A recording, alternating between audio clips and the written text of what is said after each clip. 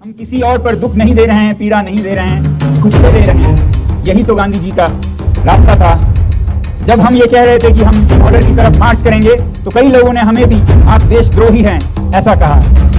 हम आह भी भर लें तो हो जाते हैं बदनाम, वो कत्ल भी करें तो चर्चा नहीं होता।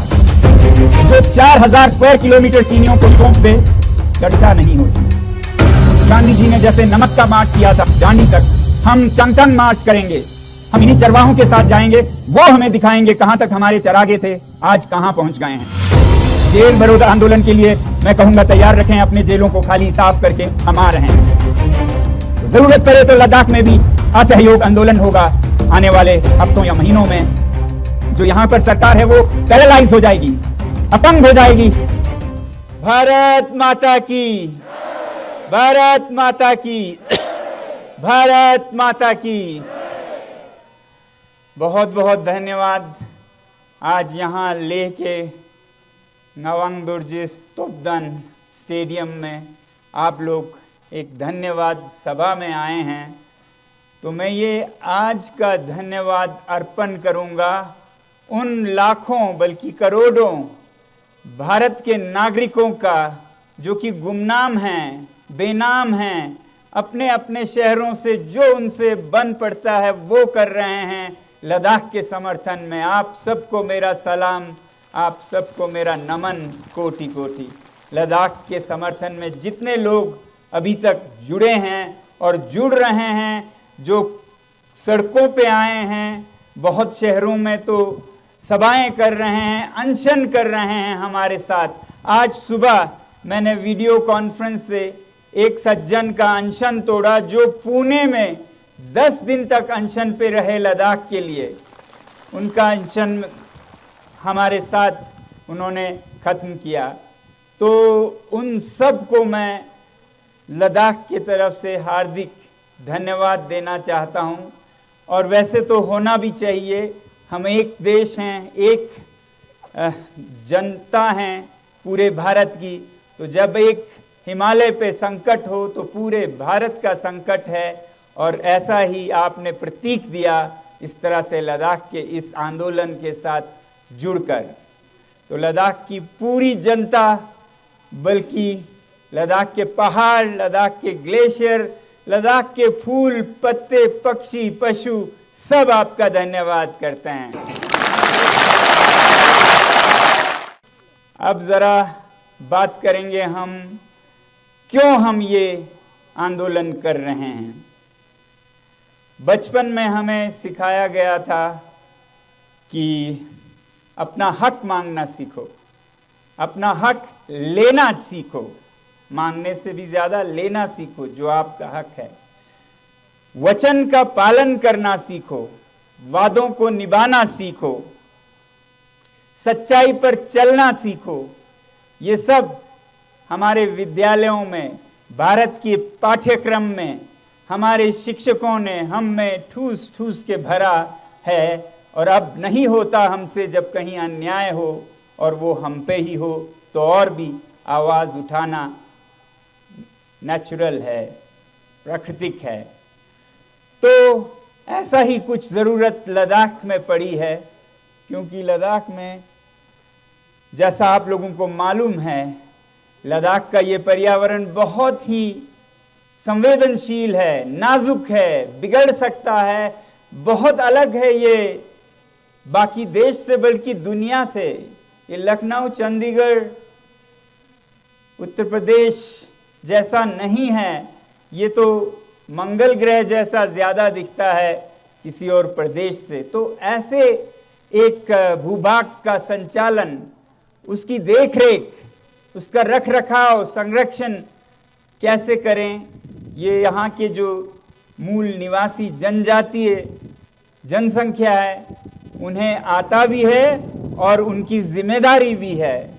तो इन्हीं जिम्मेदारियों को निभाने के लिए जब लद्दाख जम्मू कश्मीर से अलग हुआ एक यूटी बनकर, तब हमने 2 उम्मीदें की थी।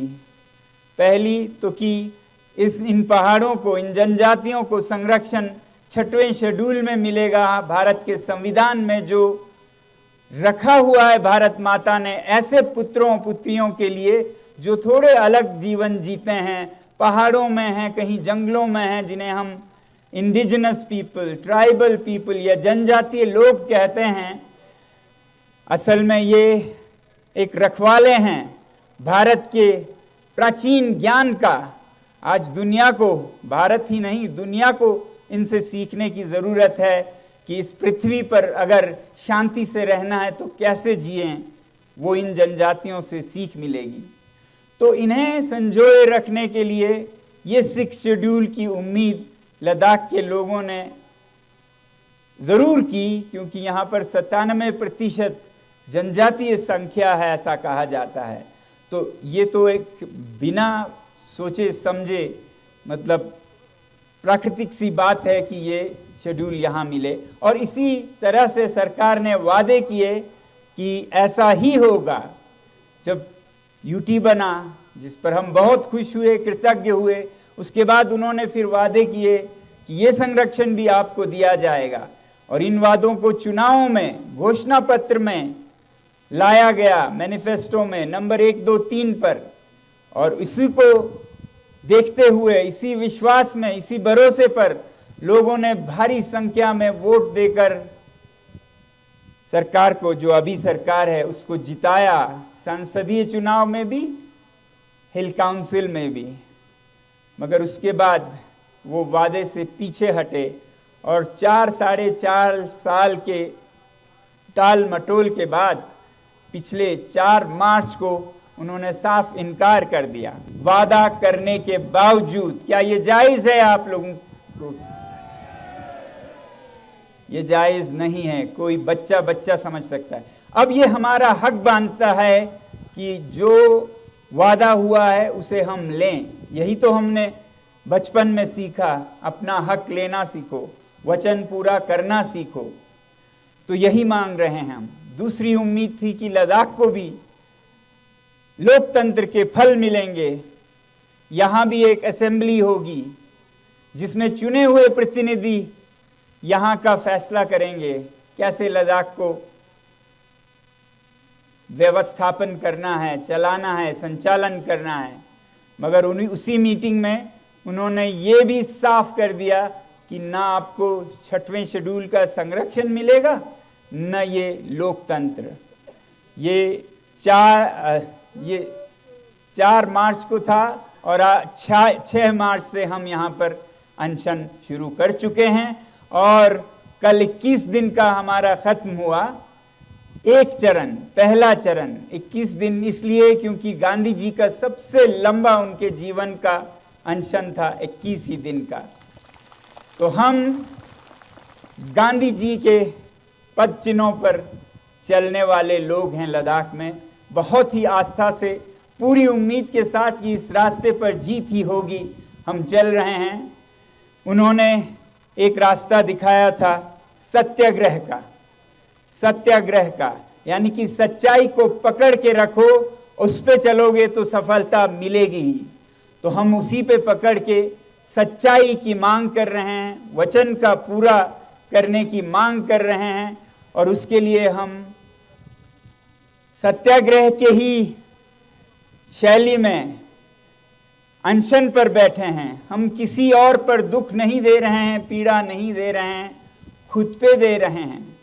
यही तो गांधी जी का रास्ता था सत्याग्रह का। तो इसी सत्याग्रह के अंदर उन्होंने कई रास्ते सिखाए। सिविल डिसोबीडियंस, हम पालन नहीं करेंगे ऐसे बातों का जो कि हित में नहीं है यहाँ के। तो मैं आप लोगों को ज़रा बताना चाहूँगा अगले आने वाले समय में हम क्या क्या करने वाले हैं और किस तरह से गांधी जी के पथ पर चलने वाले हैं। तो अभी 21 दिन का तो ठीक गांधी जी के अनुसार हम चले और अब इस चरण के बाद दूसरे चरण में बैठे हैं हमारे लद्दाख की महिलाएं। वो आज से अनशन पर बैठी हैं, लंबी अनशन पर। और फिर उनके बाद युवा बैठेंगे अनशन पर और उनके बाद फिर भिक्षुगण जो मठों से गोम्पाओं में हैं हमारे लद्दाख के धार्मिक गुरु, वो बैठेंगे, फिर बड़े बूढ़े बैठेंगे, फिर हम दोबारा से शायद मुझे बैठना पड़े। हालांकि हम सब उम्मीद करते हैं तब तक सरकार को अपना फैसला एहसास होगा कि उनके फैसले में कुछ ऊंच नीच रह गई, लद्दाख के साथ अन्याय हुआ। साफ साफ वादा करने के बाद सरकार खुद पीछे हट गई, ये उनको शोभा नहीं देती है।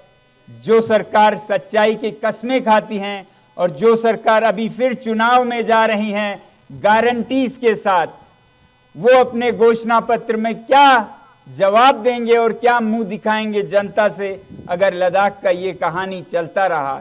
तो इसलिए हमें बहुत उम्मीद है कि अगला चक्र सत्याग्रह का, अनशन का हमें ना करना पड़े, उसकी हम पूरी उम्मीद करते हैं, मगर पूरी तरह तैयार भी हैं। तो ये रहा अनशन की बात। अब गांधी जी ने सिविल डिसोबीडियंस में खिलाफत करते हुए सरकार का डांडी तक जाकर नमक का आंदोलन किया था, जिसमें उन्होंने नमक बनाया कानून, गंदे काले कानून को खिलाफत करते हुए। तो ऐसे ही हालत हमारे चांगतांग में हमारे चरवाहे भाई बहनों के साथ हो रहा है, जो कि दुनिया की सबसे कीमती पश्मीना के उत्पादन करते हैं, जिसे कश्मीर भी कहा जाता है। इससे महंगा दुनिया में लगभग कोई और फाइबर नहीं है। वो उत्पादन करते हैं। आज उन्हें अपने बकरियां, अपने याक बेचने पर मजबूर किया जा रहा है। यहां बहुत उनमें से अनशन में जुड़े, क्योंकि उनकी पीड़ा बहुत तेज है, क्योंकि उन पर गुजर रही है ये सब। तो उनके जो चरागे हैं वो एक तरफ दक्षिण की तरफ से भारतीय औद्योगिक प्लांट्स, बिजली के, सोलर के, जो दसियों हजारों एकड़ में उनसे जमीन ले जा रही है। 20,000 एकड़ ले गए हैं और 20,000 मांग रहे हैं, यानी कि 150 स्क्वायर किलोमीटर उनसे मांगा जा रहा है, जो कि उनके सबसे अच्छे चरागे हैं। अब वो क्या खाएंगे अगर उनके सारे चरागे ले गए? तो वो तो जाएंगे, उनके साथ एक सदियों, हजारों साल पुराना एक परंपरा भी डूब जाएगा। तो उनके ये हक उनसे छीने जा रहे हैं भारतीय उद्योगों के जरिए भी। और इनमें से ये सबसे अच्छे उद्योगों में है सोलर एनर्जी का। हम चाहते हैं कि भारत में लद्दाख की ऊर्जा पहुंचे, मगर वो यहाँ के चांगपा समुदाय के समन्वय से पहुंचे, उनसे बिना पूछे जबरदस्ती ना हो, जो कि अभी हो रहा है। उनको कहा जा रहा है ये साहब आप खाली करेंगे, ये लेंगे तो लेंगे, नहीं तो कुछ भी नहीं देंगे, इस तरह से। जबकि 6वां शेड्यूल अगर उसका संरक्षण होता लद्दाख में, तो उनको पूछे बिना कुछ भी ना हिलता, घास का एक तिनका भी ना हिलता। तो इसलिए चाहिए लद्दाख के संरक्षण के लिए 6वां शेड्यूल। वो जरूर देंगे, क्यों नहीं देंगे? बिजली, लद्दाख की जो धूप है वो भारत के साथ क्यों ना बांटे, मगर वो अपनी मर्जी से, जहां उनके चरागे कम और ऊर्जा ज्यादा है, उस तरह से देंगे। मगर आज उनसे छीना जा रहा है, उनसे बिना पूछे। तो ये हमें देखना है जाकर कि क्या उनके साथ हो रहा है, उन्हें कैसे रोका जा रहा है। दूसरी तरफ उत्तर से चीन अपना अतिक्रमण बढ़ाए जा रहा है दशकों से, और हाल के सालों में तो हद से ज्यादा, और यह भी छुपाया जा रहा है। एक तरफ इतनी पीड़ा इन चरवाहे समुदायों को, और उसके बाद वो आह भी ना कर पाए। अगर वो आह करें, अगर कोई कहे कि यहां पर जमीनें गई हैं हमारे जमीनों को बचा नहीं पाए हैं, तो उनको कभी देशद्रोही, कभी उनको धमकियां दी जाती हैं। जब हम ये कह रहे थे कि हम बॉर्डर की तरफ मार्च करेंगे, तो कई लोगों ने हमें भी आप देशद्रोही हैं ऐसा कहा। तो मैं कहता हूं, हाँ, हम आह भी भर लें तो हो जाते हैं बदनाम, वो कत्ल भी करें तो चर्चा नहीं होता। ये हालत है आज की सरकार की। हम पे जो जुल्म हो रहा है, हमारे सर कट रहे हैं, हम आह करें तो देशद्रोही बन रहे हैं। जो 4000 स्क्वायर किलोमीटर चीनियों को सौंप दे, चर्चा नहीं होती। तो अब होगा लद्दाख के लोग जाकर वास्तविक भूमि पर उद्योगों को कितना चरागा जा रहा है, कितने किलोमीटरों, मतलब एक पूरा शहर जितना जमीन उद्योगों के लिए चरवाहों के चरागे जा रहे हैं। दूसरी तरफ उससे भी 20 गुना ज्यादा चीन को जा रहा है। तो क्या हालत है इन चरवाहों की, देश को दिखाने की जरूरत है ताकि उन्हें समझ आए कि ये संरक्षण लद्दाख के लोग कुछ ऐसे ही नहीं मांग रहे हैं, जरूरत है इसकी, उनके जान पे बनाई है, उनके रोजी पे बनाई है। तो इसलिए हम गांधी जी ने जैसे नमक का मार्च किया था डांडी तक, हम चांगथंग मार्च करेंगे। चांगथंग मार्च जिसे हम कहेंगे, क्योंकि बॉर्डर एक तरफ चीन की तरफ है मगर दूसरी तरफ नहीं है। चांगथंग मार्च में हम पूरे देश को सिलसिलेवार लाइव दिखाना चाहेंगे कि क्या हो रहा है। हमें मालूम है अगर सरकार के दिल में सफाई है, उनके पास कुछ भी छुपाने को नहीं है, जैसा वो कहते हैं, वो सच्चाई के अनुयायी हैं, तो वो भारत की जमीन पर भारतीय लोगों को जाने में उनको कोई एतराज नहीं होगी। हमारे लिए खुली सड़कें मिलेंगे अगर सब साफ है तो। अगर नहीं है, छुपाने को बहुत है कि हम इतना चरागा उद्योगों को नहीं दे रहे हैं, हम इतना चरागा अतिक्रमण में नहीं खो रहे हैं, अगर वो ये झूठ बोलना चाहते हैं तो वह हमें जरूर रोकेंगे। और उनका रोकना अपने आप में एक बयान होगा। उसी से हमें बहुत बड़ा बयान सरकार का मिल जाएगा कि छुपाने को बहुत है, जमीनें बहुत गई हैं, मगर हम नहीं जाने दे सकते ताकि देश ना देख ले और फिर चुनाव पे असर ना हो। तो चुनाव पे असर होने की बात हो तो होनी चाहिए।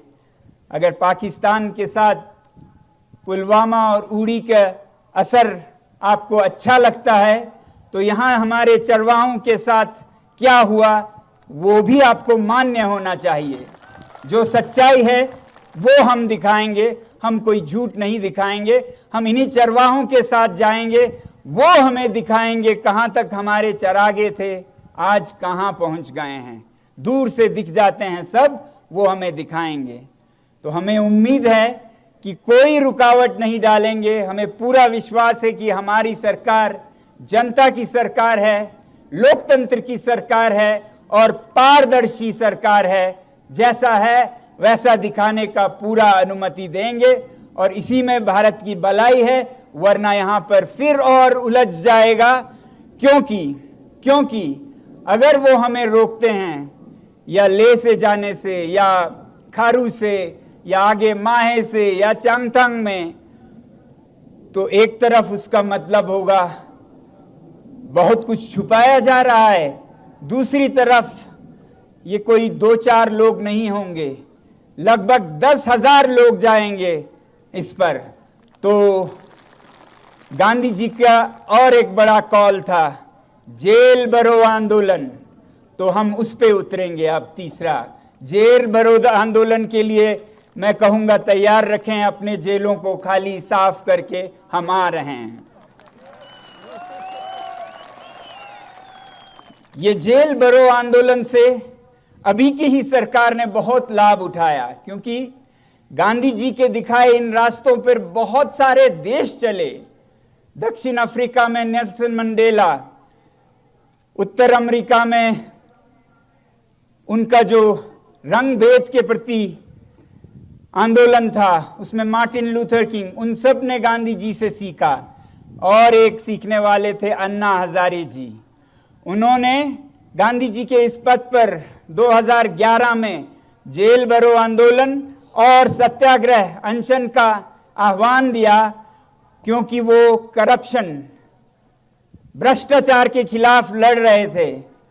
उस आंदोलन में तो भारतीय जनता पार्टी को सबसे बड़ा फायदा हुआ और 2014 में वो जीत गए, उनके पास सरकार पहुंचा। तो अब उनकी बारी है दिखाने की कि वो उसी सच पे चल रहे हैं जिस सच के सहारे वो सत्ता में आए। तो आज जेल भरो आंदोलन जो अन्ना हजारे जी ने 2011 में भ्रष्टाचार के खिलाफ तब के कांग्रेस हुकूमत को दिया था, वही आज हम उनसे कह रहे हैं अगला हमारा अगर रोका गया तो जेल भरो आंदोलन होगा, उसके लिए हम तैयार रहें। और उसके बाद अगर जरूरत पड़े तो गांधी जी का और एक मंत्र है, एक और पुड़िया है उनकी जादू की, वो है नॉन कोऑपरेशन, असहयोग आंदोलन, जिसमें देश के सभी लोगों ने अंग्रेजी हुकूमत के हर काम को करने से इनकार कर दिया। चाहे वो मजदूर थे या सरकार के मुलाजिम थे, सब ने अपने कलम नीचे रख दिए, कहा हम आपके काम नहीं करेंगे, आप सच्चाई पर नहीं चल रहे हैं। तो जरूरत पड़े तो लद्दाख में भी असहयोग आंदोलन होगा आने वाले हफ्तों या महीनों में, नॉन कोऑपरेशन मूवमेंट, जिसमें लद्दाख के जितने भी लोग सरकार या गैर सरकारी प्रोजेक्ट से जुड़े हैं वो सब अपना हिस्सा निभाएंगे, जिम्मेदारी निभाएंगे, क्योंकि सबके भविष्य का सवाल है ये, सबके बच्चों का सवाल है ये, सबके पानी का सवाल है ये। ऐसा नहीं है कि जो यहाँ इस आंदोलन में जुड़े हैं उनके पास आगे पीछे खाने को कुछ भी नहीं है, घर परिवार, और सब कुछ सिर्फ सरकारी मुलाजिमों के साथ है। उनके पास दौलत है, तनख्वाह है, नौकरियां हैं, तो इसलिए उनको एक स्पेशल छूट मिल जाए, एक इम्यूनिटी मिल जाए, ऐसा हम बहुत हद तक करते रहेंगे, मगर आखिर में हमारी उम्मीद होगी कि हर लद्दाखी, चाहे वो जिस भी शोबे में काम करते हो, वो असहयोग आंदोलन में जुड़ेंगे और जो यहाँ पर सरकार है वो पैरालाइज हो जाएगी, अपंग हो जाएगी, कोई कागज नहीं हिलेगा। ऐसा यहाँ के यूनियन टेरिटरी की हाल होगी अगर लद्दाख के लोगों के समन्वय के साथ न चलाएं, अपनी मन मर्जी से चलाते रहें। जिस तरह से यहाँ पर कई लोगों ने बताया, मैं उसके विस्तार में नहीं जाना चाहूँगा। मैं विनती करूँगा यूटी एडमिनिस्ट्रेशन के अफसरों से वो हिंदी अनुवाद ले ले लद्दाखी भाषणों का, जिसमें कहा गया कि यूटी के जो 6,000 करोड़ है वो जनता तक तो नहीं पहुंचता है, मगर किन किन बातों पे खर्च किया जाता है, किन किन बेशर्मी से सरकार के पैसे जो कि टैक्स पेयर के पैसे हैं उनको कहां खर्चें, उन्हें समझ नहीं आ रहा है। कहीं मैदान भरकर गाड़ियां, तो कहीं एक एलजी एक महल बनाते हैं, दूसरा एलजी उसको छोड़कर और एक महल बनाते हैं। हर महल इनका 30, 40, 50 करोड़ का होता है। और मुझे नहीं पता है, कहते हैं, मैं विनती करूंगा आप तहकीकात करें, टाइलें बदलवाते रहते हैं हर महीने, जो कि बिल्कुल नहीं होते हैं। क्या भारत जैसा देश जहां पर कितनी ही जरूरत है इन पैसों की, ये सब कर सकता है? जहां जनता को कितनी मदद चाहिए शिक्षा में, महिलाओं को, बूढ़ों को, क्या वो महलों को बनाने और बिगाड़ने में ये सरकार का जो जिस पर कहा जा रहा है लद्दाख में कितना तरक्की हुआ है, इतने 1000 करोड़ दिए गए हैं, तो वो करोड़ कैसे उड़ाया जा रहा है, मैं इन जर्नलिस्ट में से, पत्रकारों में से विनती करूंगा वो भी इस पे कुछ लेख लिखें, इस पे कुछ फिल्म निकालें जिससे दिखे कि लद्दाख में क्या हो रहा है।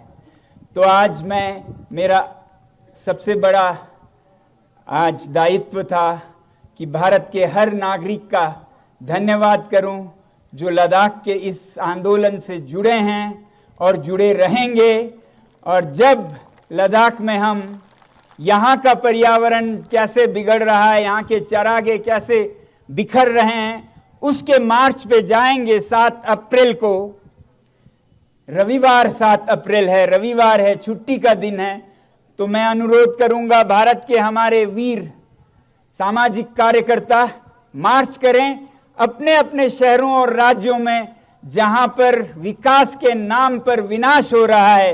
कहीं जंगल काटे जा रहे हैं, कहीं नदियों को मरोड़ा जा रहा है, कहीं शहरों में पानी का अकाल हो रहा है, कहां कहां विकास के नाम पर उद्योगपतियों को, भारत की संपदा को बेचा जा रहा है। वो सब दिखाने का आप मार्च करें अपने अपने इलाकों से। तो ये एक प्रकृति का मार्च हो, ये एक स्थायी विकास का मार्च हो, हर जगह हो। और लद्दाख में हम चांगथांग मार्च पर निकलेंगे। आप सबका बहुत बहुत धन्यवाद। जय हिंद। बड़ी से बड़ी खबर, क्राइम से लेकर राजनीति तक किस नेता ने 5 साल में क्या काम कराया।